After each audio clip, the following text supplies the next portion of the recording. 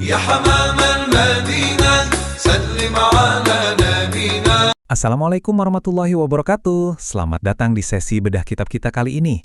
Hari ini kita bakal ngebahas sesuatu yang pastinya super menarik.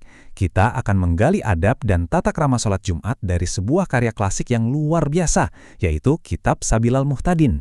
Menariknya nih, kita akan pakai prinsip-prinsip klasik ini untuk menjawab sebuah problem yang sangat modern dan pasti sering kita temui.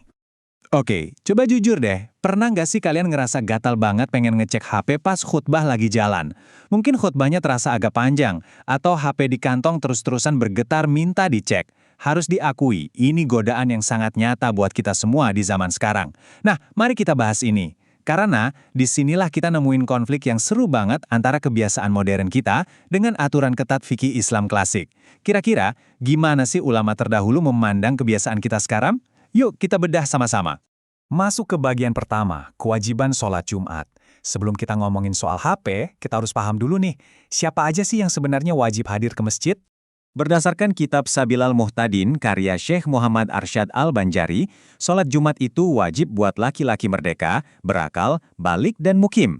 Jadi, kewajiban ini otomatis gugur buat perempuan, hamba sahaya, orang gila, musafir, dan orang yang lagi ada uzur. Tapi ada satu catatan yang keren banget dari kitab ini. Buat orang yang sakit atau uzur, kalau mereka tetap semangat pengen hadir ke masjid dan itu nggak bikin mereka makin parah atau kesusahan, mereka tetap diperbolehkan ikut dan ibadah Jumatnya sah. Lanjut ke bagian kedua, adab dan sunat Jumat.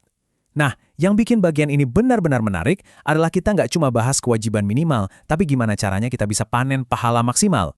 Percaya atau enggak, jam berapa kalian datang ke masjid itu sangat menentukan seberapa besar pahala yang dibawa pulang. Bayangin, ini kayak skala yang terus menurun. Kalau kalian datang di waktu pertama, yaitu pagi-pagi banget sejak fajar, pahalanya itu ibarat bersedekah seekor unta. Luar biasa kan? Datang lebih lambat sedikit di waktu kedua, turun jadi sapi. Terus turun lagi jadi kambing, lalu ayam. Dan kalau kalian datang pas mepet-mepet waktu khutbah mau mulai, kalian cuma dapat pahala senilai sebutir telur. Ini tamparan halus buat kita supaya lebih disiplin waktu sebelum ngerjain sunnah lainnya kayak pakai wewangian atau baju putih. Sekarang kita masuk ke bagian ketiga, yaitu pandangan 4 mazhab soal hukum berbicara saat khutbah. Suasananya bakal langsung berubah drastis di sini. Begitu imam naik ke mimbar, aturan keheningan tingkat tinggi langsung berlaku. Mari kita lihat matriks perbandingannya. Syekh Muhammad Arsyad Al-Banjari sendiri merujuk pada mazhab Syafi'i yang menghukumi makruh kalau kita berbicara saat khutbah, kecuali emang darurat banget. Tapi, coba perhatikan pandangan mazhab lainnya. Mazhab Hanafi, Maliki, dan Hambali ngambil posisi yang jauh lebih tegas. Buat mereka, ngucapin satu kata aja, bahkan cuma buat nyuruh orang lain diam, itu hukumnya haram. Intinya simple, tugas kita cuma fokus, diam, dan dengerin. Dan ini dia bagian keempat, puncak dari sesi bedah kitab kita hari ini. Hukum bermain HP.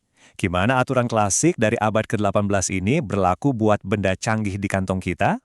Untuk menjawabnya, kita pakai konsep kias atau analogi hukum. Coba bayangin di zaman dulu gangguan terbesar itu yang ngobrol atau bisik-bisik sama sebelah. Kalau ngobrol dikit aja udah bisa ngerusak fokus dan ngilangin keutamaan pahala Jumat, apalagi kalau kita asik scroll media sosial. Bermain HP nggak cuma ngehancurin fokus kita secara total, tapi gerakan jari dan cahaya layar HP itu dijamin bakal ganggu jamaah lain di sekitar kita. Logikanya benar-benar masuk kan? Jadi, inilah vonis akhirnya berdasarkan analogi tadi. Kalau kita pakai standar mazhab Syafi'i, main HP pas khutbah itu minimal hukumnya makruh. Tapi ingat, kalau kita merujuk pada ketegasan mazhab lainnya, perbuatan ini bisa sangat mendekati haram karena efeknya yang bikin kita lalai.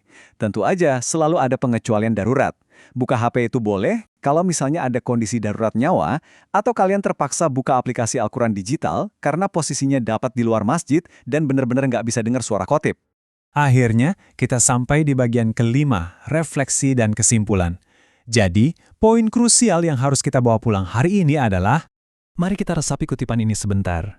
Yang menjadi inti pembahasan bukanlah jenis alatnya, melainkan sikap jamaah ketika khutbah berlangsung. Kalimat ini benar-benar merangkum semuanya. Ajaran dari para ulama terdahulu bukan berarti Islam itu kaku atau benci teknologi. Sama sekali enggak. Isu intinya adalah tentang adab, rasa hormat yang mendalam, menjaga kekhusyukan hati, dan fokus total kita ke ibadah. Alat atau gangguannya mungkin berubah dari zaman ke zaman, tapi esensi adab dan disiplin kita menghadap Sang Pencipta tetaplah sama. Sebagai penutup, saya mau ninggalin satu pertanyaan sederhana, tapi dalam banget buat kita renungin. Apakah notifikasi di HP kalian itu benar-benar lebih penting daripada kualitas ibadah Jumat kalian? Ini pertanyaan yang wajib kita tanyain ke diri sendiri setiap kali kita ngelangkah masuk pintu masjid.